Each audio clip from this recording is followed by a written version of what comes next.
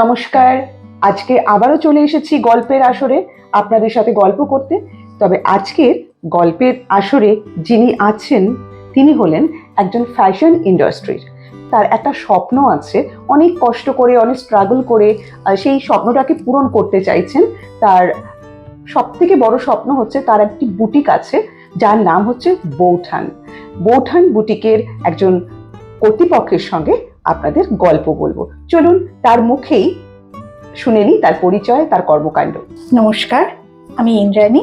আচ্ছা, এই বৌঠান স্বপ্নটা কবে থেকে আপনার চোখে বাসা বেঁধেছে বা মনে ঢুকেছে সেটা যদি একটু খোলসা করে বলেন তো খুব ভালো হয়। এটা বলতে গেলে আমাকে একটু পেছন দিকে যেতে হয়।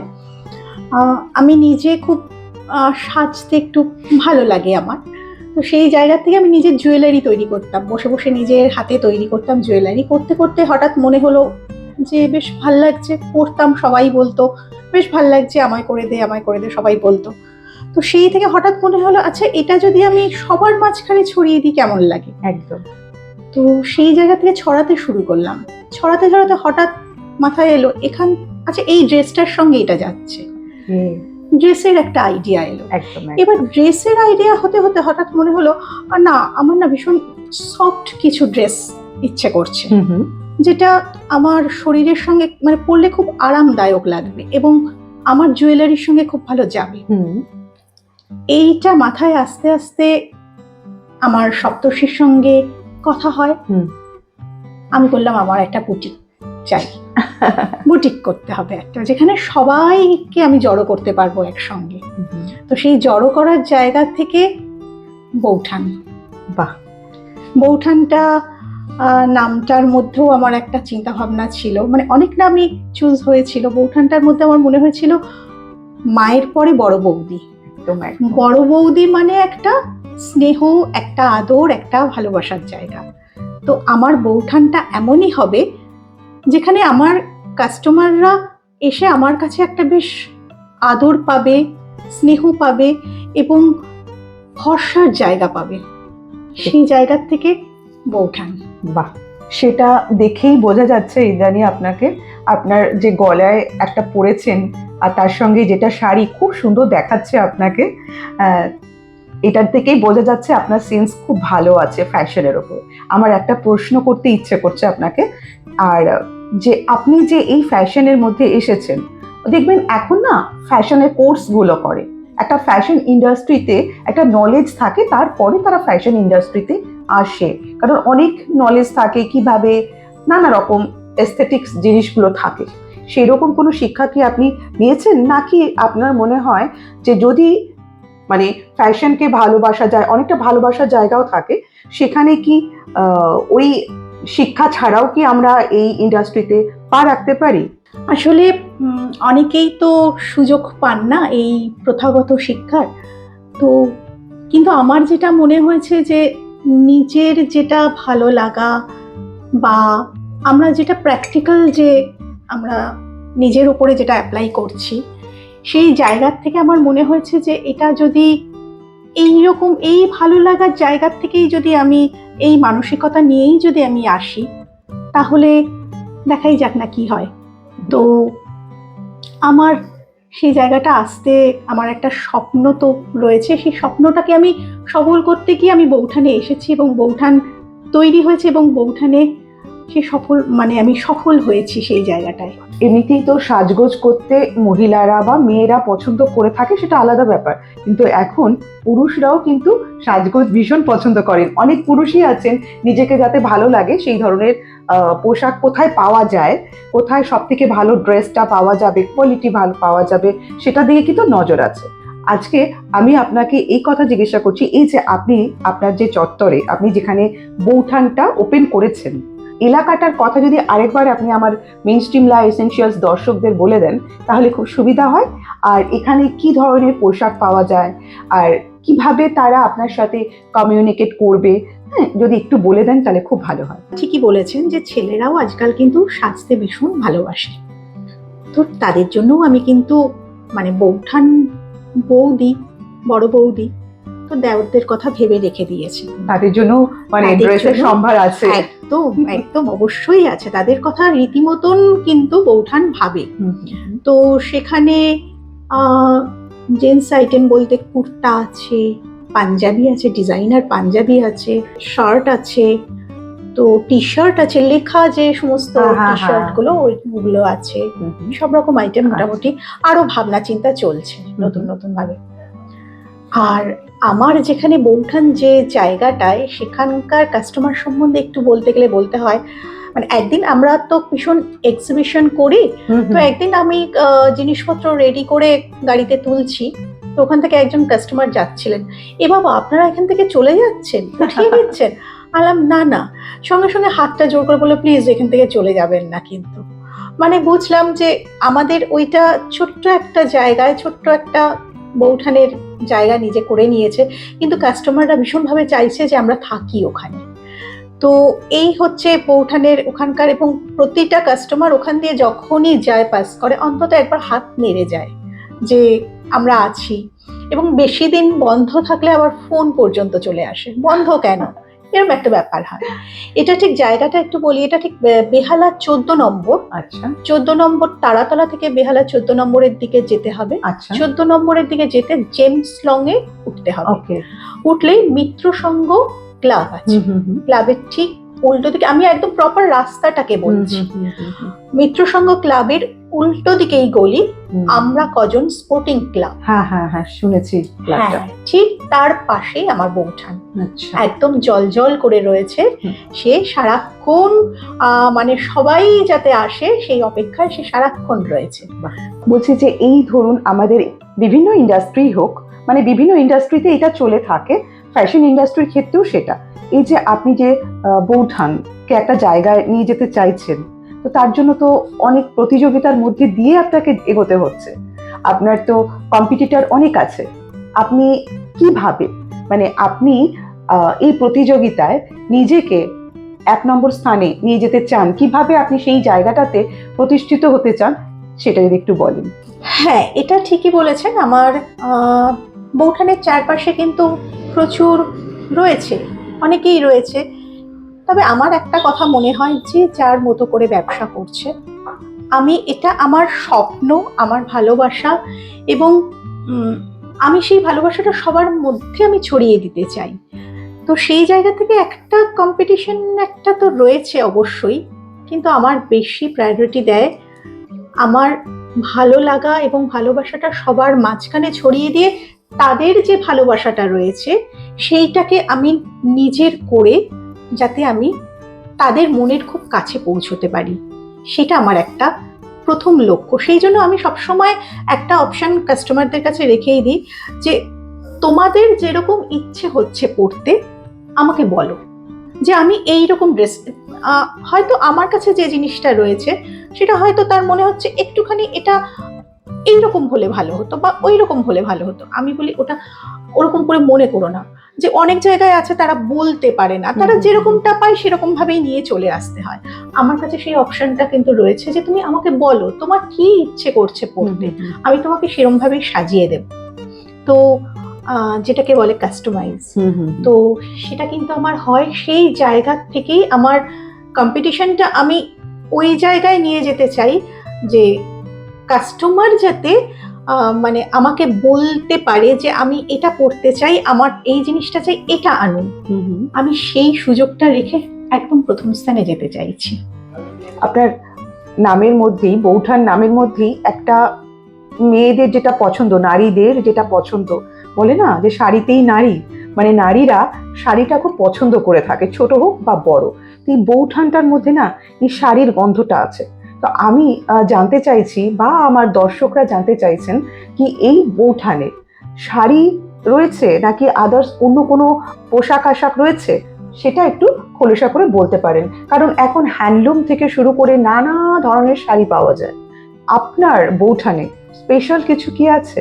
হ্যাঁ, এটা একটা ভালো প্রশ্ন। কিন্তু আমি এর আগের বারেই বলছিলাম কথায় কথায় যে আমার বৌঠানের একটা কিন্তু আমি মানে রেখে দিয়েছি, যেটা মানে এটাই আমার ইউএসপি বলতে পারেন বৌঠানের, যে কাস্টমার যেটা চাইবে আমি সেরকমটাই তার কাছে পৌঁছে দেওয়ার চেষ্টা করব। চেষ্টা কেন, মানে আমি দেবই। বৌঠান এটাই বিশ্বাস করে এবং এটাই করতে চলেছে বৌঠান। তো সেই জায়গা থেকে বৌঠান সবার কথা ভেবেছে। হ্যাঁ, শাড়ি তো অবশ্যই, বৌঠান যেখানে সেখানে তো শাড়ি তো আছেই।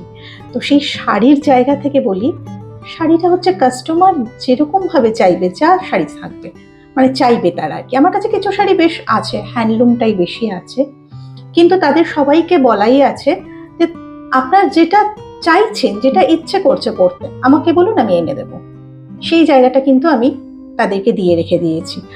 আর যেহেতু ওই যে বললাম প্রথম দিকেই, বড় বৌদি মায়ের একটা জায়গা, সেই জায়গা থেকে আমি কিন্তু ছোট ছোট ছেলে মেয়েদের কথাটাও একটু মাথায় রেখেছি। কেননা শাড়ি কিন্তু সবাই আমরা রাখি, সবার কাছ থেকেই আমরা পাবো শাড়িটা, কিন্তু ছোট ছোট ছেলে মেয়েদের কথা একটু বোধহয় ভাবতে ইচ্ছে করেছে বৌঠানের। তো সেই জায়গা থেকে মানে ওদের জন্য, ইয়ং জেনারেশনের জন্য, যেরকম ধরুন এখন খুব ব্যাপারটা উঠেছে harem pant, harem set, dhoti set, তো এগুলো কিন্তু সব রয়েছে। আর শাড়িটা খুব ভালো মতোই আছে, এবং কাস্টমার যেরকম ভাবে শাড়ি চাইবে, যা শাড়ি চাইবে, যদি কোনো হাতের কাজের কিছু শাড়ি চায় বা কোনো কাঁথা স্টিচ বা হ্যান্ডলুম কোনো কিছু চাই, যেরকমটা চাইবে বৌঠান সঙ্গে সঙ্গে তাকে দিয়ে দেবে।